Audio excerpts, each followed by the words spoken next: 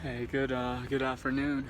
I just wanted to share something that honestly I've seen this over time, 9 years of being in church, and um, quite frankly, the church community is probably one of the worst ones ever. It's like mean and just very completely contradicting their faith and their love for Jesus and saying, I mean, what is taught in church is to love your neighbor as yourself, but it's something that Christians they don't do themselves, and I think I just stopped calling myself a Christian and really just a follower of Jesus, a disciple, right? That's what the apostles and disciples of Jesus were. They were followers of Him. So this term Christianity thing of just it's something that just gets thrown around all over the place. Someone just posts up something about Jesus and they're automatically already considered a Christian or a person that does good, when in reality I've received um, from clients, friends, like the worst treatment that I've received from the people that treated me the worst, that have treated me the worst, are Christians. When I was in the world, being with people of the world, they treated me. I was treated better than Christians. Um, as a handyman, I get so-called Christians that are always looking for these bargains, or like I, people that don't pay, that don't have a sense of respect of someone's time. And I really got into the point where I said, you know what, it's time to start letting go of these relationships and clients, friends, and so forth. Just, I guess, brothers in Christ. It's better to just be brothers in Christ from far away and just pray for them, and that's it. The Lord to bring the increase. It's just some relationships are not healthy, and I've had to let go of a few relationships already. So just, man, like, folks, just practice what we preach, right? Practice what we read about in the Word of God, and I mean, we want to be the best representation of Christ. Yes, we fall short of His glory, and yes, salvation is not determined on our or us being able to keep um, be. It's not based on our faith. It's not based. I mean, it's just based on just believe in Jesus Christ, right? Whether you have a small level of faith, a big level of faith, or so forth, it's not really us to be showing off and saying, well, look at my faith.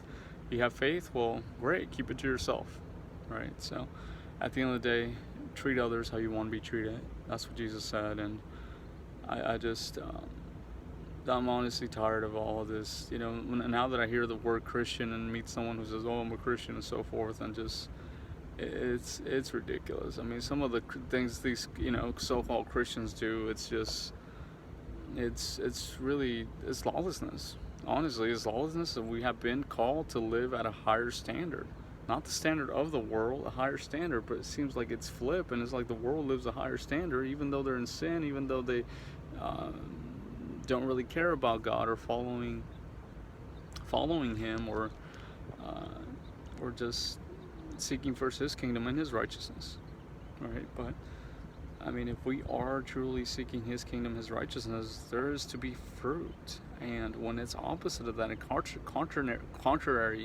contrary to that, it's very much one of those things that it puts a bad taste in people's mouth. And instead of bringing people to Christ, it's pushing people away from Christ. And that's not what Jesus wants. Jesus said, hey, what you have seen me do as well. And what did Jesus do? He served His disciples. He washed their feet. He taught them. He spent time with them. He invested time in them. He didn't give up on them. Yes, He said, hey, you have little faith.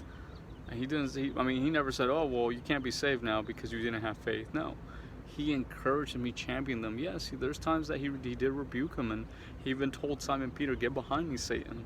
Because what he was speaking, it's almost like someone who doesn't know what they're even talking about, right? Here's Peter trying to school Jesus and saying, no, that will not happen. You will not die. You will not be crucified. Really? So you're calling Jesus a liar? And so when Peter did that, then Jesus said, get behind me, Satan. Right? Because he's pretty much acting like Satan. So when we don't treat our neighbors like ourselves, and we don't treat them we don't treat them how Jesus would treat them.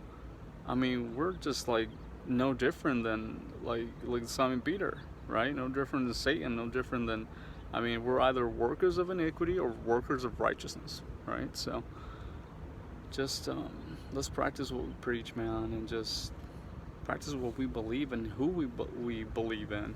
And I understand, hey, you might be in a season of your life, and it's at the end of the day, the Lord, He restores relationships, and some relationships are not to be in a certain season, and some are, and then there's relationships and people that come and go, and it's just all part of life, right? So, yeah, I had to let go of several relationships. Who's to say that those relationships won't come or go, or maybe I see them again, or maybe not? It doesn't matter. It is well with me, and it should be well with us as well. Let go of relationships. If it's unhealthy, obviously let go. Let go for a season, or it's time to just, that person was just passing by, and that's it. It's great. I learned what I had to learn, and just move forward, move on, and just pursue Jesus. Pursue Jesus with everything, and He will bring those temporary things to pass, temporary pain, temporary hurt, and I don't think there's a worse hurt that one carries than someone who loses someone tragically, and quite frankly, it's something that it took me time to let go. If you're watching this and you're going through something like that, I can sympathize with you, and all I can tell you is this: Jesus, He heals broken hearts. Right? It's all temporary. It's not eternal. It's not eternal.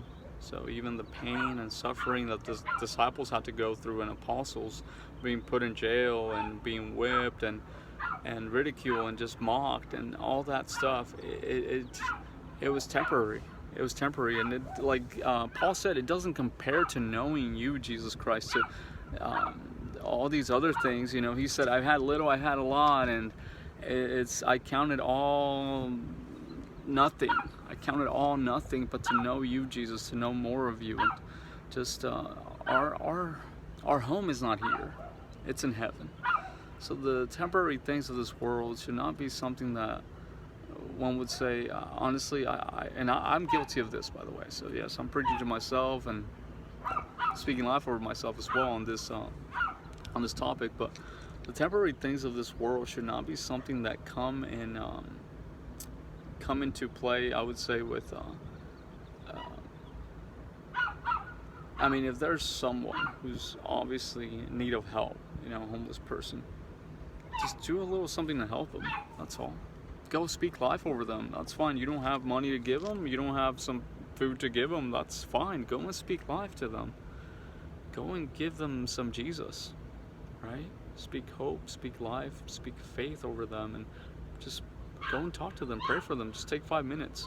It's so easy for us to be, I know myself, I've done this many times, to be in my busy schedule and say, well, I don't have 5 minutes right now, I can't. So why don't you just pray from there, from where you're at? Someone is in need, it's obvious. And just pray for them right there where you're at. It's so simple. Prayer works. So with that being said, Jesus bless you. Have a blessed day.